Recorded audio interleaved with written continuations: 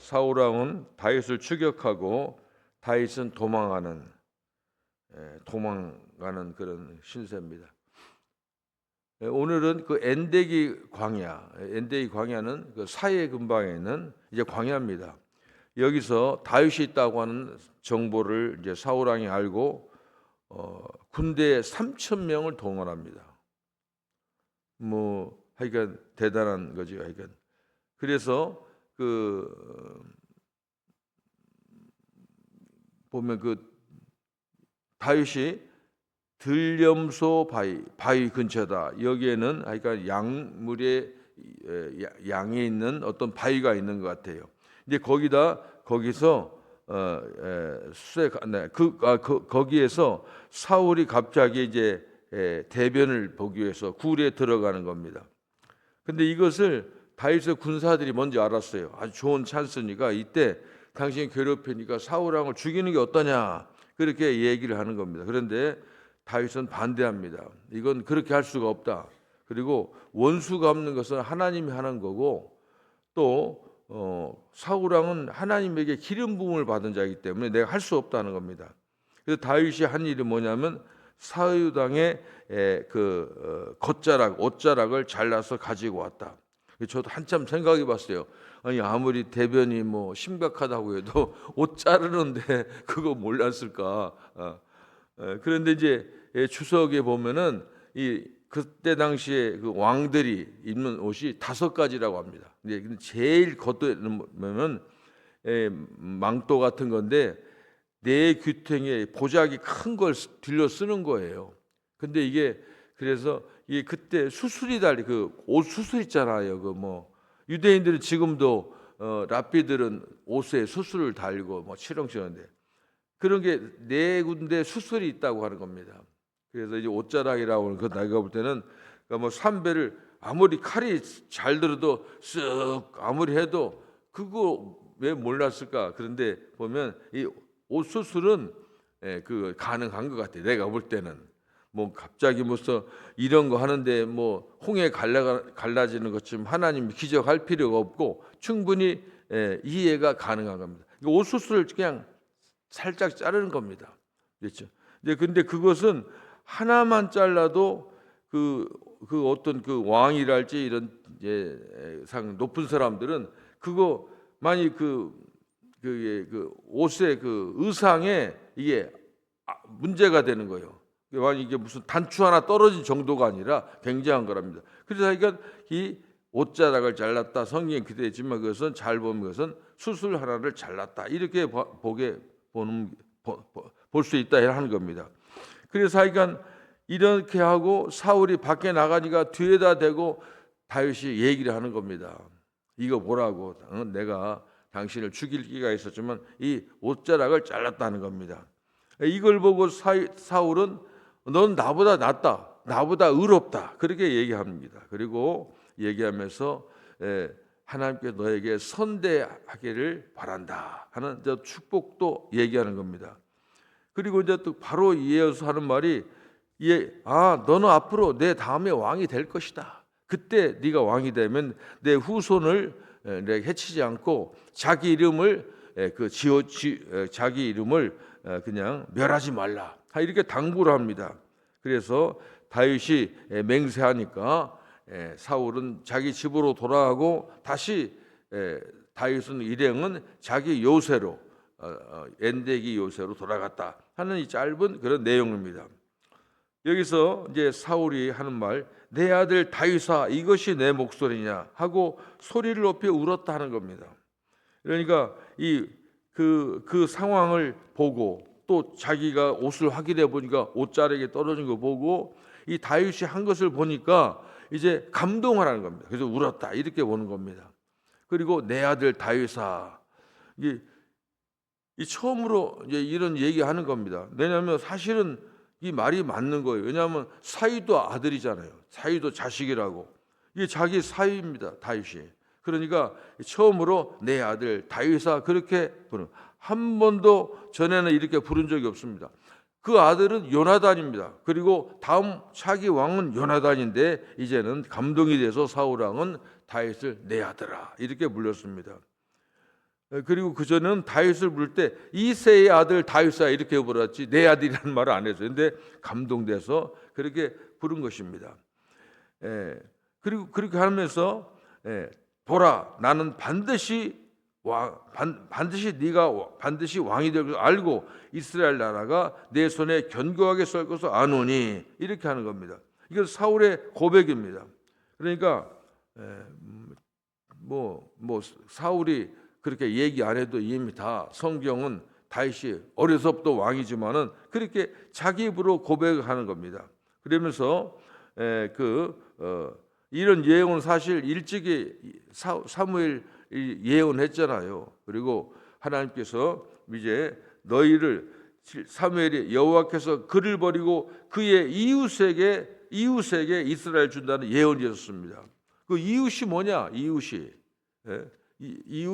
그 앞에 그런 예언이 있거든요. 근데 이웃은 이제 그런 말을 사울하고 항상 들어왔기 때문에 알아요. 그리고 또 지금 이런 장면에서 고백을 하는 겁니다.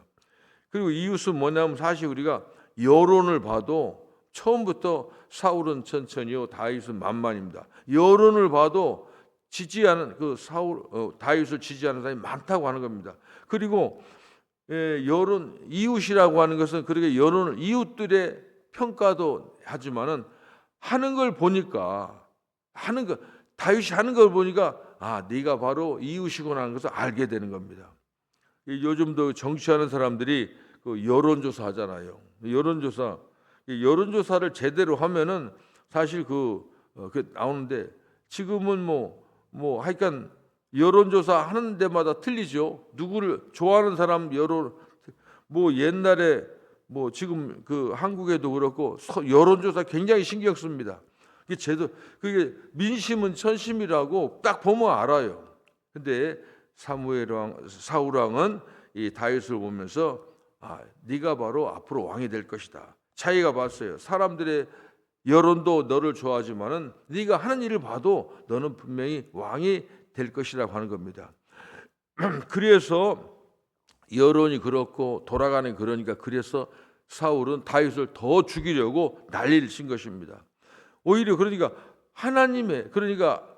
이 하나님도 그렇고 세상 인심도 그렇고 다 다윗 쪽으로 돌아가면은 지혜로운 왕 같으면은 이게 다 그런 걸 멈춰야 되는데 근데 이걸 보면은 이 사람이 사울 왕이 제정신으로 한 게 아니라 악령에 쓰였다 하는 것은 그렇게밖에 설명이 안 되는 겁니다.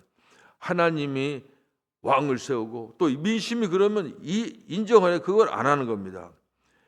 그런데 오늘 이제 그 사울 왕은 고백합니다. 네가 나 선대한 것을 오늘 나타냈니? 선대하다. 나는 너를 아주 학대하고 박대하고 못되게 너는 나를 선하게 대우했다는 겁니다. 여호와께서 나를 내 손에 넘기셨으나 네가 나를 죽이지 아니하였도다. 항상 그 성경에 이런 표현이 많아요. 하나님이 내 손에 넘겼다. 너희 손에 넘겼다. 이게 완전히 너에게 좋은 기회를 다 주었다는 겁니다. 자기를 해칠 기회를 줬지만 너는 나를 그 기회를 사용하지 않고 그냥 선하게 했다고 하는 겁니다. 죽을 뻔했다가 살아난 사울의 말로 하나님이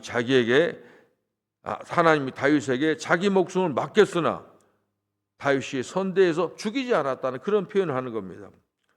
전에는 사실 사울 왕은 이게 반대로 말한 적이 있습니다. 왜냐하면 하나님이 그를 내 손에 넘기셨도다. 그가 문과 문 빗장이는 성읍에 들어갔으니 갇혔도다. 이게 뭐냐면 다윗 왕이 이게 그알라 성이라고 하는 그알라 성에 들어갔다는 이제 정보를 얻었어요. 이게 가가지고 성이라고 하는 것은 성문만 닫으면 갈 데가 없는 거예요. 그때 그렇게 말한 겁니다. 그러니까 이게 하나님이 그를 내 손에 넘겼도다. 이 말은 이제 자기 시대 자기가 할 수 있다. 다윗을 충분히 죽일 수 있다고 그렇게 평가를 했습니다. 그래서 너는 이제 도간에 든 쥐다. 그렇게 얘기했지만은 이제 오늘은 하나님께서 너에게 너 충분히 나를 죽일 수 있는 기회를 주었는데 자기를 너를 선대했는데 너는 그걸 사용하지 않았다.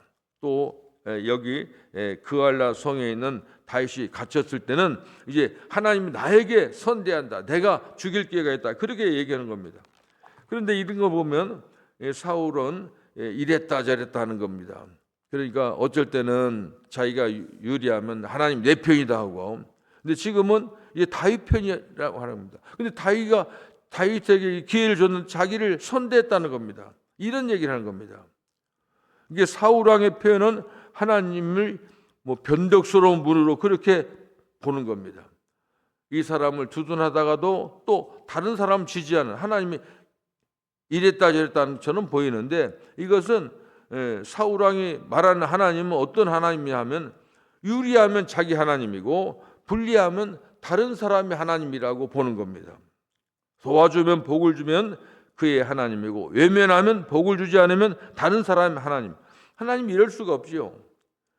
이런 경우에 보면 어떤 문제가 발생하냐면은 하나님은 내 말만 들어야 된다는 겁니다. 예, 우리 신앙인들이 가끔 이제 그렇게 잘못된 판단할 수가 있습니다. 하나님 내 편이다. 그리고 자기 뜻대로 안 되면 화를 내는 겁니다. 상대한테도 화내지만 하나님에 또 화를 내는 겁니다. 곧 항상 하나님은 내 편에 서야 된다는 겁니다. 그리고 나를 지지해 줘야 된다. 이런 생각하는 겁니다. 이런 얘기하니까 생각이 나는데, 아브라함 대통령이 남북 전쟁할 때 항상 그분은 기도를 많이 했습니다. 그래가지고 어떤 작전 같은 할 때 그 참모들이 하나님 이번에 하나님께서 우리가 이길 것이라고 이제 그렇게 기도해달라고 그렇게 기도하라고 대통령이 주문하니까 아브라함 대통령이 그렇게 말했습니다. 하나님이 우리 편이 되는 게 아니라 우리가 하나님 편이 되기를 기도해야지 반대로 기도한다고 그렇게 책망한 적이 있습니다.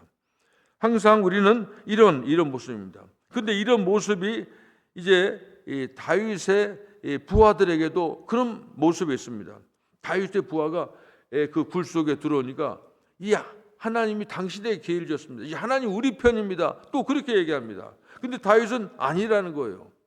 원수 갚는 건 하나님이 해야 되고, 그리고 또 하나님의 기름 부으심 받은 사람 내가 죽일 수 없다고 하는 겁니다. 그렇게 반대를 하는 겁니다. 이것은 다윗의 그 입장에 맞는 겁니다. 모든 주권은 하나님에게만 있다고 하는 겁니다. 하나님이 내 편이 되는 게 내가 하나님 편이 돼야죠. 하나님은 인간을 편드는 분이 아닙니다. 인간이 항상 하나님 편에 서 있어야 한다는 겁니다. 하나님은 우리의 하수인이 아닙니다. 하나님은 주인입니다. 그리고 하나님이 우리의 말을 따르는 것이 아니라 우리가 항상 하나님 말씀을 따라야 되는 겁니다. 이거 너무 당연한 얘기 아니에요? 그런데 이렇지 못할 때가 많이 있어요. 한번 잘 생각해 보세요. 자기 뜻대로 안 되면 하나님 좀 마음에 안 든다고 이러면 안 되는 겁니다. 삶의 모든 주권은 피조물에게 있는 것이 아니라 오직 창조주에게 있습니다. 이 창조주라는 주인입니다. 주인에게 있어요. 항상 가정에도 오면 옛날에 지금 시대가 많이 바뀌었지만은 옛날에 우리 어떤 권사님 한 분이 있어요. 집사님은 남편은 집사님인데 교회에서 보면은 신앙생활을 배로 잘 하지도 못해요. 그런데 항상 가면은 내가 권사님 말고 자기 남편이 이럴 때 우리 집사님, 우리 남편 하는 게 아니라 항상 우리 주인이 그래요. 끝까지 그러더라고요. 그분 주인이라고요. 항상 그런 생각이, 그러니까 가장 그걸 대우해주고 그런 겁니다. 대우해주는 거죠. 이런 것처럼 항상 우리는 모든 주권은 하나님에게 있다고 하는 겁니다. 우리가 할 일은 다른 거 없어요. 그냥 우리가 너무도 잘하지만 순종하는 겁니다. 하나님 편에 대해야 되는 겁니다. 하나님은 이용 대상이 아니라 섬길 대상으로, 사람이 하나님께 맞춰야지 하나님을 사람에게 맞추어져서는 결코 안 됩니다. 이 세상 일도 그렇고 그렇습니다. 세상 돌아가는 게 다 그래요. 전부 자기 위주로 하는 겁니다. 명심해야 되는 겁니다. 이런 것을 마음에 새겨서 사울과 같은 사람이 되어서는 안 되는 겁니다. 이제 우리는 우리가 하나님을 조정하는 것이 아니라 오직 하나님께 순종하는 그런 사람으로 살기를 우리가 간절히 바라야 되는 겁니다. 기도하겠습니다. 하나님 감사합니다. 하나님 말씀을 통해서 하나님 어떻게 섬겨야 하는지를, 하나님 어떻게 우리가 높여야 되는 것을 또 배웠습니다. 하나님 우리의 왕이시오 우리의 주이십니다. 우리는 하나님의 자녀들이고 종들입니다. 하나님 말씀하시옵고 우리는 하나님께 순종하면서 하나님 높이며 하나님 증거하며 살아가는 저희들 될 수 있도록 하나님 도와주시옵소서. 예수님의 이름으로 기도합니다. 아멘.